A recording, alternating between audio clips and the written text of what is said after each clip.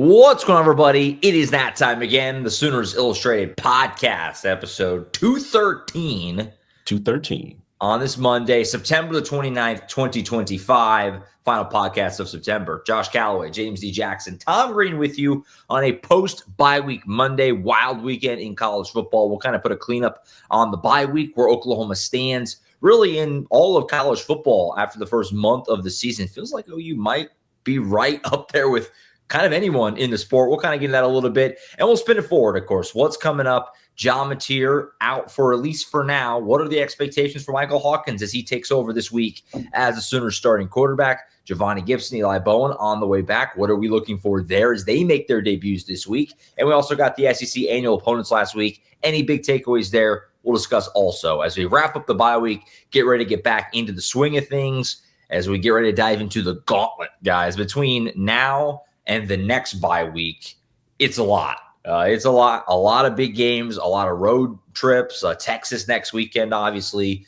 South Carolina coming up. But this week, back home to take on Kent State. So hopefully refreshed, recharged for the bye, and back ready to go here for what should be a fun week. And then obviously the big week around here for the Texas game next week. As we get started, a reminder as always, you can subscribe to Sooners Illustrated at Oklahoma.247sports.com. Use the promo code SoonersPod60. Get you 60% off a VIP membership for a year. Hop in right now. We're getting ready to start October. Like I just mentioned, huge games coming up basically every weekend. Oklahoma looks like they're going to be right in the thick of this thing through the very end. So jump in and be along for the ride with us at Sooners Illustrated. Use that promo code SoonersPod60. 60% off a VIP membership for a year. All right, fellas. So the bye week. It was a good weekend for Oklahoma to not play. There was a lot of big games. It was a great football watching Saturday. Tons of big games. Tons of kind of surprising games. I mean, Florida State got beat on Friday night. At the end of it, the dust settles. Oklahoma's into the top 5 of the AP poll at number 5. This is the highest ranking they've held of the Brent Venables era. Ties the highest. They actually were number 5 after the Texas win 2 years ago. Easy to forget because they then had a bye week and then moved down to 6. So they never actually played with number 5. By the time they took the field the next time, they were number 6. But nevertheless, this will be the highest ranking that they've played a game with this weekend. Guys, after, I just kind of wrapping up the bye here, I mean, into the top 5 of the AP poll, where are you at with this team, where it stands kind of in the grand scale? Getting to watch football this weekend, they're in the top 5. It feels to me like, watching other teams, like it's kind of a hodgepodge at the top right now. And Oklahoma feels like they are probably right in that mix that they could kind of hang with just about anyone defensively. Top 5 ranking, kind of no joke. It kind of shows you the level of success that the Sooners have enjoyed the early part of the season. Yeah, like we discussed, I think this defense is good enough to keep them in just about any game. Yeah. But coming out of this weekend, I kind of felt that, it feels like there's 2 teams that are kind of like the clear-cut best teams in the country right now. And I think that's Oregon and Ohio State. And then it's like a tier after that, which is probably where Oklahoma is right now, assuming, Javonnie gets back quickly and, they can weather this little period without him with Michael Hawkins starting. But I think right now that like Oregon and Ohio State have been the 2 most impressive all-around teams. You look at what Ohio State did in week 1, beating Texas. Obviously, they've kind of been a wagon all year. Oregon going into Happy Valley and defeating Penn State in that whiteout game in double overtime. I know Dan Lanning said afterward they feel like they have the best quarterback in the country, and Dante Moore's been really good this year, and Dan Lanning has built that program basically like an SEC program. At the line of scrimmage, he's got really talented players all around. So I think those 2 are kind of like the upper echelon of the sport, like at this point in the season. But then I think Oklahoma's in that like next tier of teams with with Ole Miss, Alabama, even though, they have a loss already. Look at what they did at Georgia. Georgia, I think, is still in that conversation too, and Penn State's probably there too if James Franklin can win a big game in the regular season. But yeah, it does feel like a little bit of a hodgepodge. But to me, there's a clear cut, top 2 tier right there between those 2 teams in the Big Ten. It seemed like everything broke Oklahoma's way this weekend. And Josh, I can't remember the last time that's happened when Oklahoma was just like had a bye week and had to watch other games for everything to seem to fall in their place. So like that was pretty fun to experience. Like it was a different feeling all around.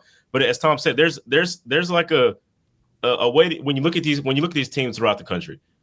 I'm not sure there's anybody in the top 15 that can't beat any other person. So like it's like. Yeah.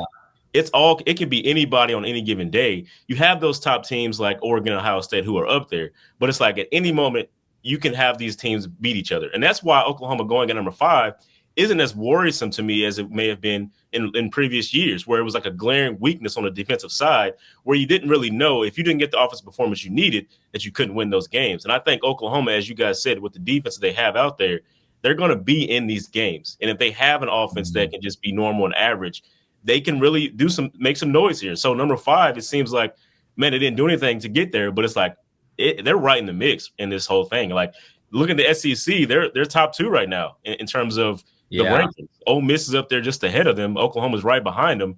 And if they can weather this storm without John Mateer, it's going to feel a lot different going into that gauntlet of a schedule. Yeah, especially within the conversation of the SEC, it does feel like that the conference has got a lot of teams, 8, 9 that are really good and could beat anyone. I don't know if anyone's great, or at least right now, it's hard to say who's great. I think we kind of thought maybe Georgia was that, and then Alabama goes in there and takes down Georgia in Athens. Early in the year there was a lot of hype at LSU and what they went and did at Clemson. It turns out Clemson maybe isn't that great, and LSU's offense kind of looks bad, and they went and Ole Miss kind of pushed them around a little bit. I was going to say, Garrett Nussmeier just does not look right. Does not look like the guy that we thought he was going to be at all so far. And then, Ole Miss, Austin Simmons, all the hype. I think he's getting Wally pipped a little bit for his starting job. And Texas A&M has had some nice wins. They kind of let that game be close and need to be against Auburn. It just kind of feels like the SEC right now. It's just kind of hard to figure out like who is that upper echelon 1 or 2 teams, or is it really just like 8 or 9 teams are all about the same and see where the chips fall? Like it feels like a lot of teams might go like 6-2. I think the biggest surprises for me from those other teams, like LSU's Garrett Nussmeier and that offense, I thought that offense would be a lot more explosive. Like I just did going into the season, him coming back and having that experience. And I think Georgia's defense isn't up to the caliber that they usually are. So like that plays a part in, I think, kind of the parity of this league so far going into this season. Like it's like those two things aren't happening. I think Alabama's offense is better than I thought they were going to be as well. Like Ty Simpson looked good. Very explosive. Offensively. Good. So that's where I'm seeing. I think that's kind of causing the parity here, but like it could be anybody. It can be anybody at a given time. Yeah, and then of course there's Texas, who we'll see next weekend down in Dallas, and you think of them as being a higher end team, but like, would it shock you if they go into the swamp this weekend and kind of struggle? Even though Florida's been a bit of a rough start at 1-3. I don't know if Arch Manning has really done anything to give me a confidence that like they're going to go into Florida and blow them out. Like I would think they will win, but like. So it's just kind of a topsy-turvy conference right now. I don't know if anyone's great, but there's a lot of good teams, and winning on the road is going to be tough. Tennessee almost went down at Starkville over the weekend. Like it just feels like Mississippi State's good. Anyone can be gotten. Mississippi State is way better than I think anyone thought they were going to be. It's like flat Arizona State when they lost to them, and it's like that might not be as bad as we thought. It's just kind of a crazy conference right now. Yeah, like I don't think Mississippi State's like an upper echelon team in the league right now, but they might be the most improved team in the league. Yeah, from last year. Jeff Lovie has it going a little bit. Yeah, he's done a good job, rebuilding that roster through the portal to make it, be able to be competitive there. And we didn't even mention Vandy. Who, I was going to say, they got College Game Day this week. They're hosting Alabama, or Alabama's hosting them rather. Yeah, right. Yeah, and they look good. They got some talent around Diego Pavia right now between Eli Stowers and their 2 wide receivers there. It's a good league. I just don't know like how many elite teams there are as of right now. That's what's hard to figure out, and it's just crazy because we talked about before the season how it looked like things were set up for Oklahoma to hopefully get to 5-0, going to Dallas. They obviously certainly look like they're in good shape to do that. Over 40-point favorites this weekend against Kent State. And we thought, when we did that, we kind of speculated, like, what would that be? Would that be a top 10 matchup? Oklahoma's in the top 5 right now. going into this weekend. So just kind of wild. It feels like it's kind of wide open, and Oklahoma's right in that top group. But the big question with the Sooners right now, and I wondered if it would hurt them, the AP poll, it obviously didn't. They moved up 2 spots despite not playing, is, of course, John Mateer and where things are at with his health. He has the surgery last week. Obviously, Tom, Colin, and I did the instant reaction when the news broke last Tuesday, kind of letting it wash over us. Since then, John had the surgery. He's back in Oklahoma. By all accounts, surgery went great. Dr. Shin has become a legend around Oklahoma. He's one of the most popular guys in the state because he also worked on Jalen Williams for the Thunder. So it's like Oklahoma sports are in his hands right now. So he had the surgery. He's back. We talked to Brett Venables last Thursday. Also talked to a few players. We'll talk to more tonight. Presumably Michael Hawkins tonight. Maybe even John Mateer tonight as well. Don't know. Maybe. He was given permission to talk last week. Decided not to last Thursday. For you guys, Michael Hawkins takes over. Obviously, we don't know how long John's going to be out. There's still a hope, and they have not rolled it out. And our own Matt Zenitz reported over the weekend that the surgery went great and that John Mateer in Oklahoma are still hoping he can play next weekend in Dallas. But if he doesn't, right, because that's optimistic. That's fast. If he's out against Texas, if he's out in Columbia the following week against South Carolina, what's the confidence level that, you can keep this thing going with Michael Hawkins? Getting to talk to Venables, to talk to some of these guys, and kind of getting away from the instant, and reaction of when the news broke last week. How are we feeling about Oklahoma's chances to still be the team that we've seen for the first month of the year without John Mateer, with Michael Hawkins running the show? What are some expectations and confidence level there as Hawkins steps back in at starting quarterback after last year? Yeah, clearly the team internally has a lot of faith and confidence in him. Mm-hmm. He had some good moments last year. Certainly his last start against Navy, he looked really good. Like, it wasn't his fault that they lost that bowl game. He had a very efficient game, had a couple touchdown passes, did well with his legs. And we touched on it in the instant reaction last week, but not only is he now a year older, more experienced than when he was thrown into the fire last year, he's got a better situation all around him between the coaches with Ben Arbuckle and John Kuzieski, actual designated quarterback coaches, and a more apt play caller right now than what he had last year with Seth Luttrell and Joe John Finley, and Kevin John's in there too, obviously. But better coaching. He's got a healthy receiving core around him. They're getting Javonnie Gibson back this week. The offensive line isn't. Obviously they were banged up. Heading into the bye week. Hopefully they were able to heal up a little bit more and get into a better position there. But a healthier offensive line around him, a better wide receiver core.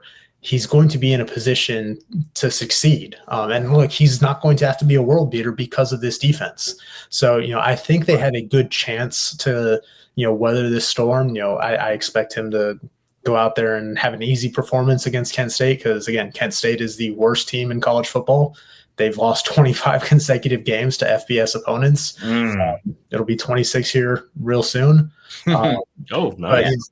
But get his confidence up heading into that Texas game in case you need him to start against Texas for the second year in a row. Mm-hmm. Right. And the good thing about Hawkins is that even when we saw him last year, he's an aggressive playmaker type of, like he's an aggressive. He goes at it. He puts his body on the line, as we see him diving into the end zone against Tennessee and then against Auburn. Like he's a very aggressive. He throws the ball over the middle of the field, which last season, that was kind of like the difference between him and Jackson Arnold at that time period, is Jackson Arnold wasn't throwing the ball over the middle of the field. And we saw Hawkins kind of zip it in there a couple of times. Now he's going to have that where he has Jaren Kanak running across the middle of the field. The guys like that, it's going to be open for him. And so that should help out overall. As Tom mentioned, the system is a little bit better. The coaching staff is better. All is going to play a factor into it. And so it just depends on how he handles, the adjustments that teams are going to make if he has to stay in there for, longer than 2 or 3 weeks that we're assuming.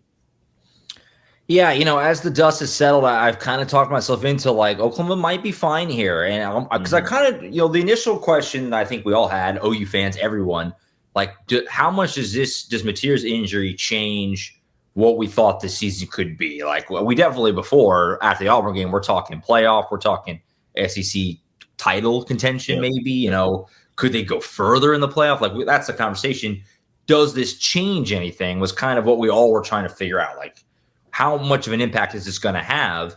because obviously John will be back. We don't know how many games he's going to miss, but he will be back. Can they just weather it with Michael Hawkins until he gets there? And I kind of do think like they might be okay here. Like, and Michael Hawkins, to Tom's point, a way better situation than last year. Way better. He has an O-line that's functioning. He has receivers that are upright, and he has an offensive coordinator that can design an offense for him. And he has a quarterback coach as well, which they didn't have last year either, right? I mean, it's a far different situation. Plus, he's not a true freshman, and he's not getting thrown into the fire and against Tennessee mid-game. He found out a full 2 weeks before, or a week and a half or however long, before he even had to play Kent State, let alone Texas or, again, maybe South Carolina. And how funny is it that if Mateer is out, that it would be Texas and South Carolina, two teams that Hawkins did start against last year, and it didn't go well. So it'd be a redemption opportunity for him in that regard. And this is a huge audition for Michael Hawkins, too, because if John Mateer has the year it looks like he's having, right, and he goes to the NFL after this year, Oklahoma's going to have a decision. Hawkins next year, portal, Bo Bentley as a freshman, like these are all questions they're going to have. If Michael Hawkins were to go play pretty well the next couple of weeks, that would put him in pretty good standing, I would think, to kind of have a shot to be the guy, moving forward. So it's a very interesting couple of weeks. It all kind of goes moot a little if John is just back next week against Texas, but we'll see how it all shakes out. Tom, you mentioned that they have confidence in him. I was doing radio this morning, and Kobe McKenzie came on. He comes on every Monday on the franchise. I was filling in. He said that he believes Michael Hawkins could win a Heisman at some point in his career. That's obviously a very, very high statement, but that kind of shows the way that they think about him. His teammates think that Michael Hawkins is extremely talented and can really play. So we'll see. Let me ask you guys this. I want to ask you guys this. This weekend, how would you approach this weekend with Kent State if you're Ben Arbuckle? Do you let Hawkins just turn loose and run the offense? Are you trying to hold him back to keep him healthy or not show too much? But like he also needs reps in the offense. It's kind of a tightrope and a fine line. How do you think Oklahoma should just kind of play it this weekend? I mean, we saw in the opener, they let John Mateer play the whole game, but it was very basic offense. We talked about that at the time. They didn't really show much. Are you expecting something similar? What are some thoughts there as how Oklahoma should kind of handle this weekend to get Hawkins ready for Texas if he is needing to be the guy? Yeah, I think you let him run most of the offense. Like, no matter what, I think there's going to be some wrinkles that you hold back for that Texas game, and it's probably stuff that they've been working on since the spring. Like they're not just going to like throw it out there right now. But like you said, he needs the reps. Like the only time we've seen him this year was in the second half of that Temple game where, they're basically trying to run out the clock for, quarter and a half, however long it was he was in there. But he needs the game reps. He hasn't, had meaningful game reps since that Armed Forces Bowl against Navy. I would let him go out there and get comfortable. You hope that, you don't necessarily need him the whole game. Maybe get him out of there early third quarter because like this game is going to, be well in hand by then, I would imagine. Again, Kent State is not very good this year. But you also can't risk having something happen to him too. I know. Because then you're really dead. So there is a balancing act, just as there always is when you're approaching these non-conference games. Because again, you have a bigger goal of needing your guys healthy so that you can compete in the SEC and get where you want to be. Just do what you need to do to take care of business. But at the same time, like again, he needs some game reps. Let him get out there. Let him find a little bit of a rhythm. Don't just, have him handing it off or dinking and dunking it. Like run some of the actual offense, but still hold some stuff back because, again, it's Texas. You're going to have some things up your sleeve that you have not shown on film through these first, 4 or 5 games. I think they should turn him loose. I honestly think he needs that type of situation because this is like the Illinois State game for John Mateer back in the beginning of the season. It's like you have to have this, this game to get warmed up, and then you're going to get your Texas, your Michigan type of situation. So I think they should let him loose, see what he can do. The good thing is about, like I said, he's aggressive. He throws the ball down the field. He took some shots. Even when he was in there against Temple, he threw the ball down the field and tried to get those explosive plays.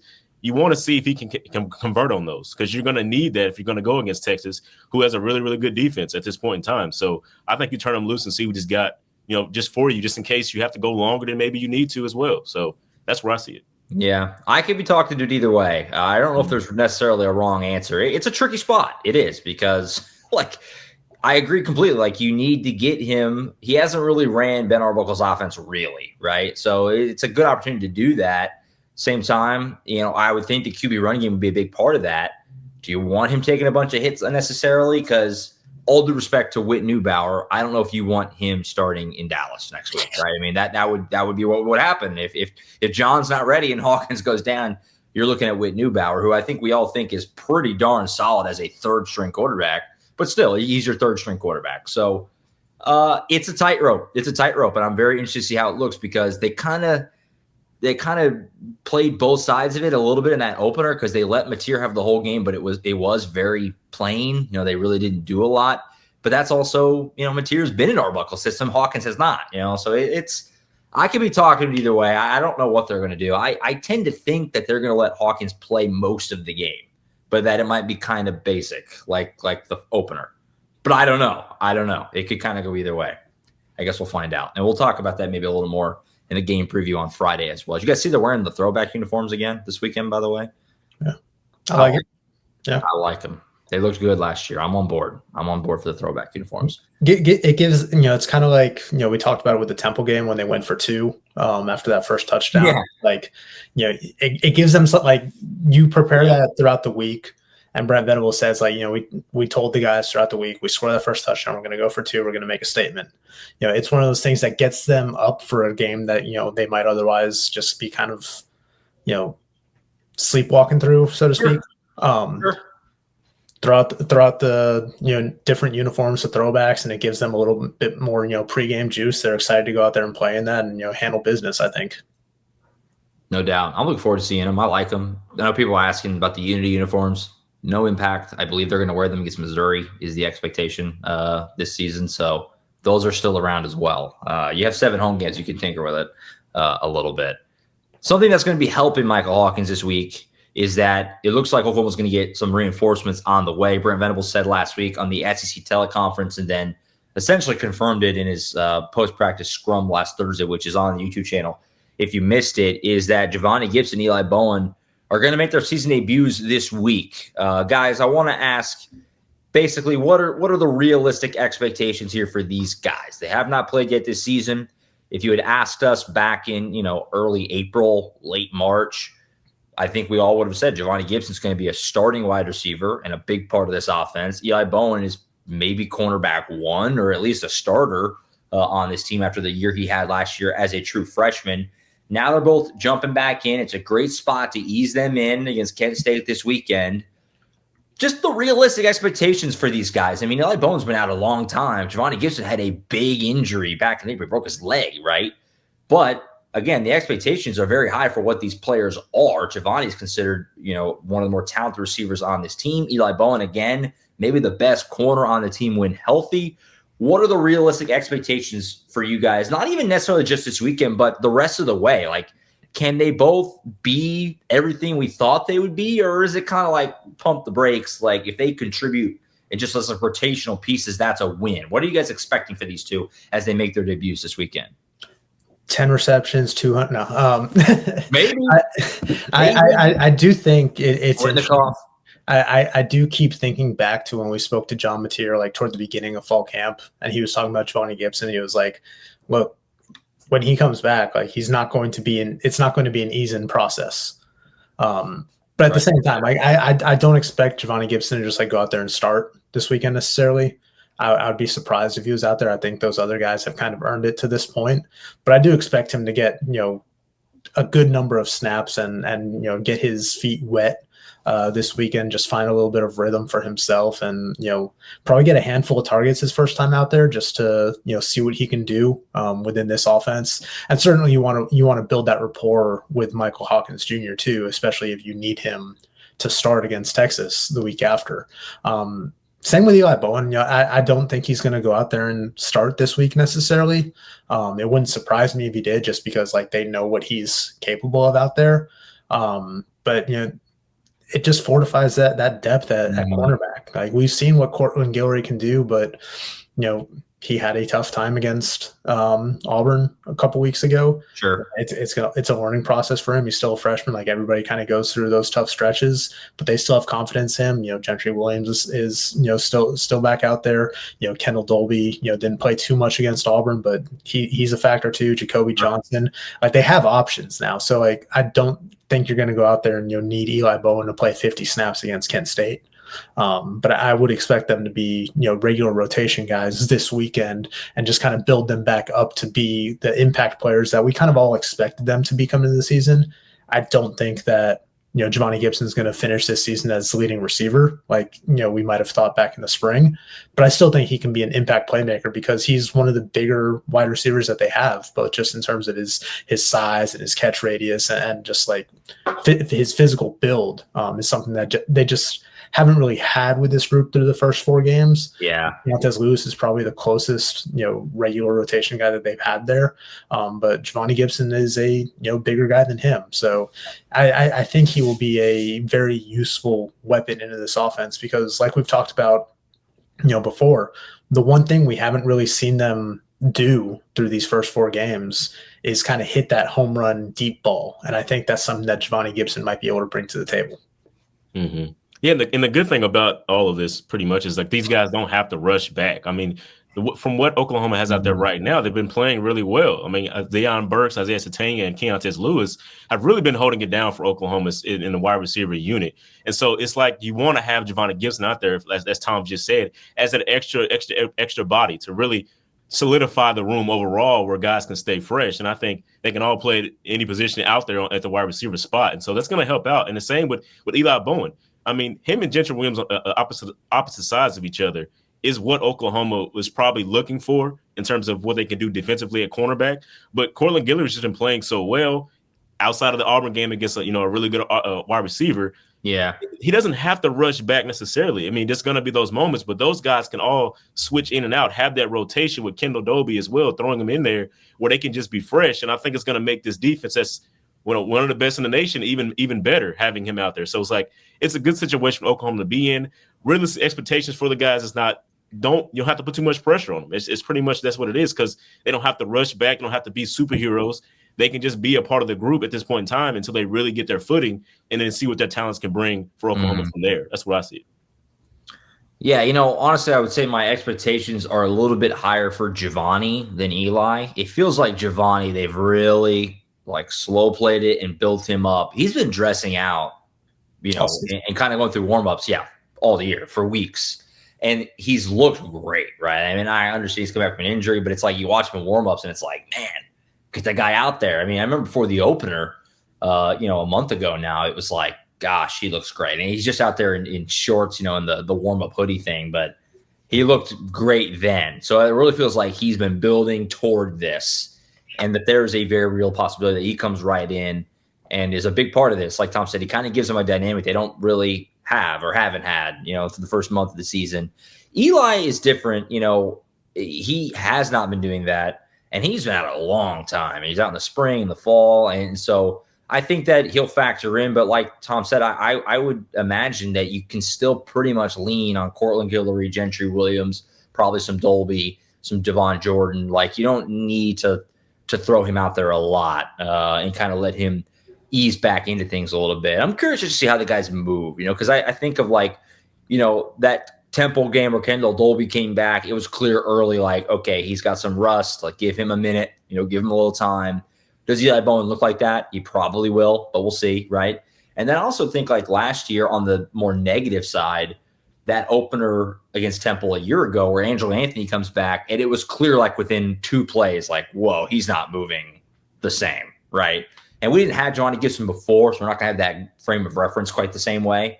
But, you hope that you get out there in the first drive or the first time Javonnie plays, it's apparent oh, yeah, he looks good. He looks like he's moving and he's healthy and you know what I mean? So just excited to see him. I mean, these are 2 huge pieces if they're healthy. I mean, arguably, not definitely, but arguably wide receiver 1 and cornerback 1 right here, if healthy, possibly, right? So, I mean, it's a big deal. If they can come out and look good and get their feet under them going into Texas and the gauntlet that's coming up, that's a huge boost for Oklahoma. I'm excited to see these guys play. Really looking forward to it. So that'll be fun. I will say on the Eli front, even though he wasn't dressing out like Javonnie was those first couple games at least. Yeah. Before the Temple game, he was out there like early, getting some footwork drills in with Javonnie.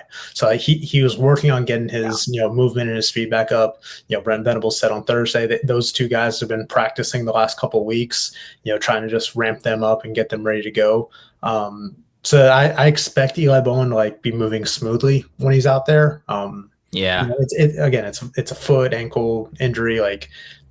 We'll see how long it takes him to kind of shake off the rust. Because like you said, with Kendall Dolby, we saw that to an extent in that Temple game too.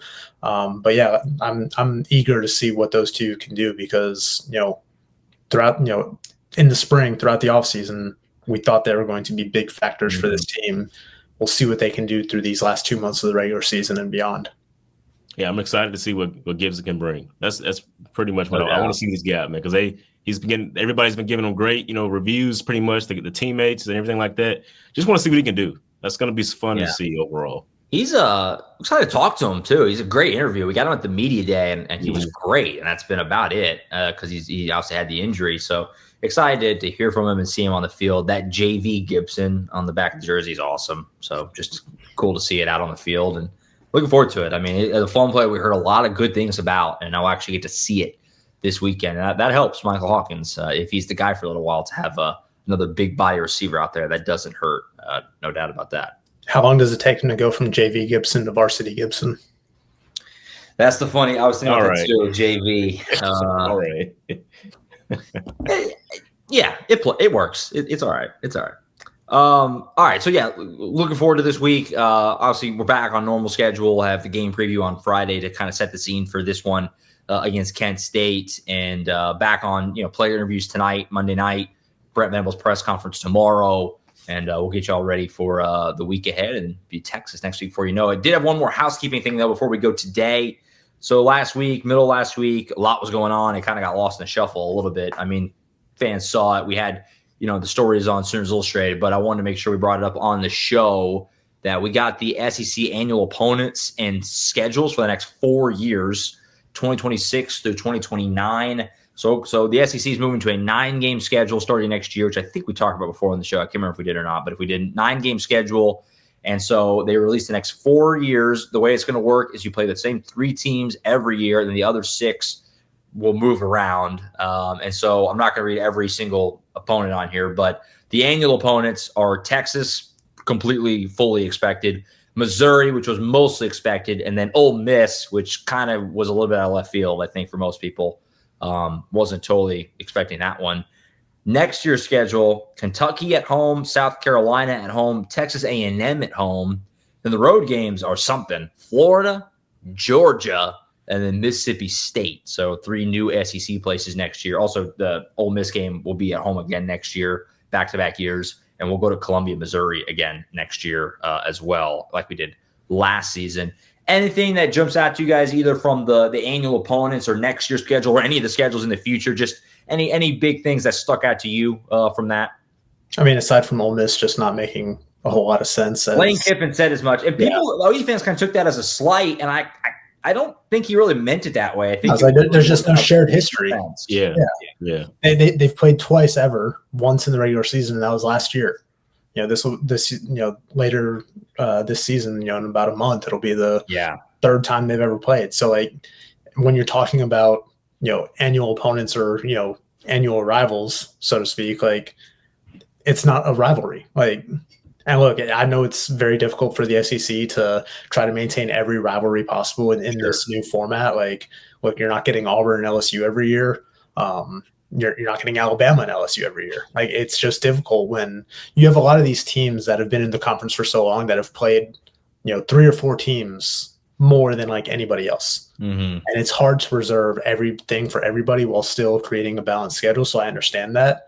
But I was surprised to see Ole Miss. I'd heard some murmurs about it the week or 2 before, but I was like, no, there's no way. It just doesn't make a whole lot of sense. Not to put you on the spot, I assume obviously they're playing the Egg Bowl, but then who is the other one that Ole Miss has? Who's their 3rd one? Do you know? I can look it up. All off the top of my head. Yeah, I can look it up.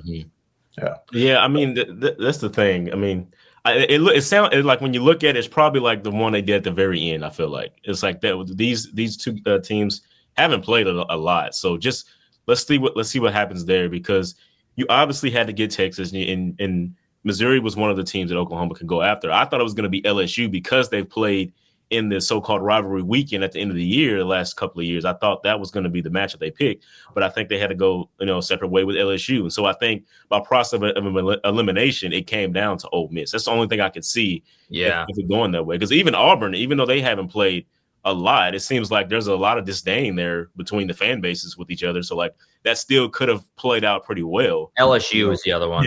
Yeah. Oh, LSU is the other one for Ole Miss. Ole Miss. Okay. Yeah. We'll say makes sense there.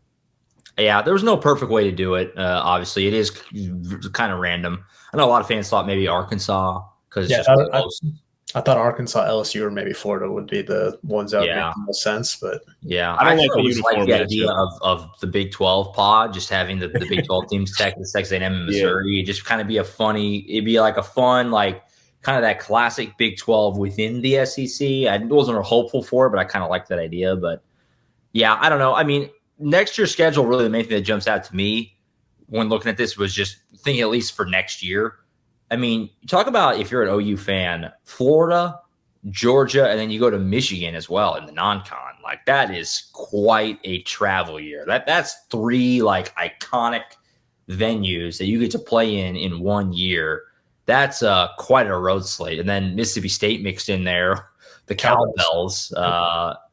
That quite a road slate next year, and then Missouri again as well, going back to Columbia and the crowd pumping in speaker noise, pumping in crowd noise. It's quite a slate next year, but it's not as hard on paper. Like I think the road games are rough, but you kind of look at like Kentucky at home, South Carolina at home, A&M at home. Like it's not a super attractive home slate. Relatively, I mean, it's still not bad. A&M will be built up. That'll be fun to have them back in Norman for the first time. But I don't know. The annual opponents is kind of is what it is. It is what it is. I guess it's not a lot of gimme games in the SEC, but Kentucky, I feel like at that certain point in time is probably going to be one of those type of games where you expect Oklahoma to win no matter what. They might have a new coach. They might have a new coach.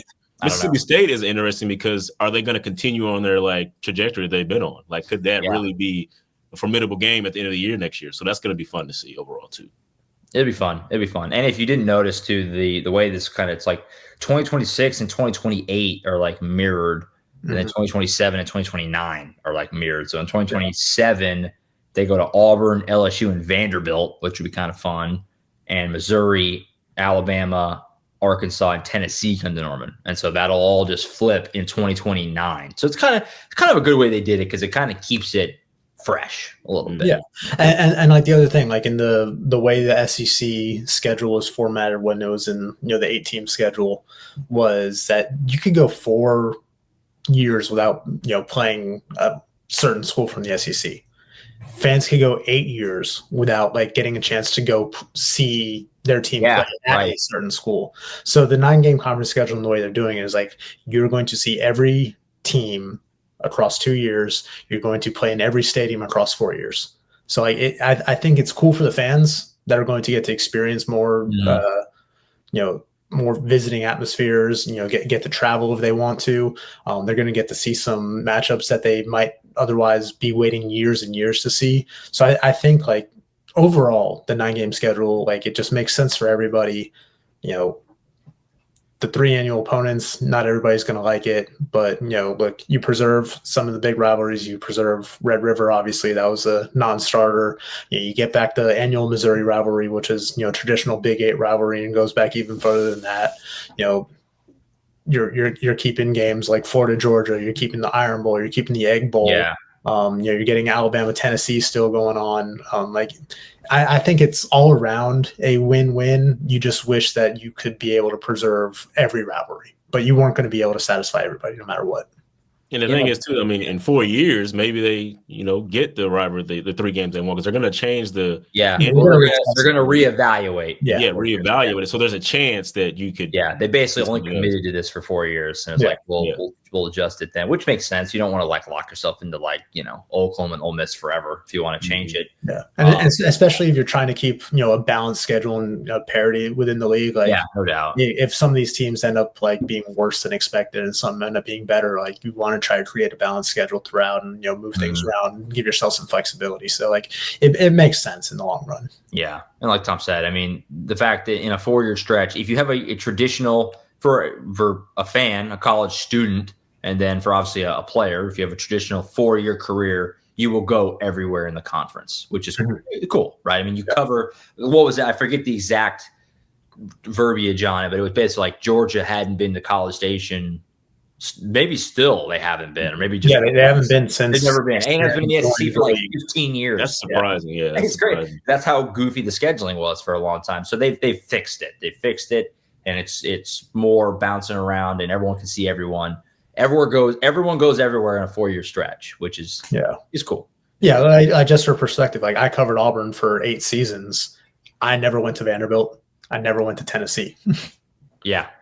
But I went to Florida once. I went to South Carolina once. I went to Georgia every other year. Went to Alabama every other year.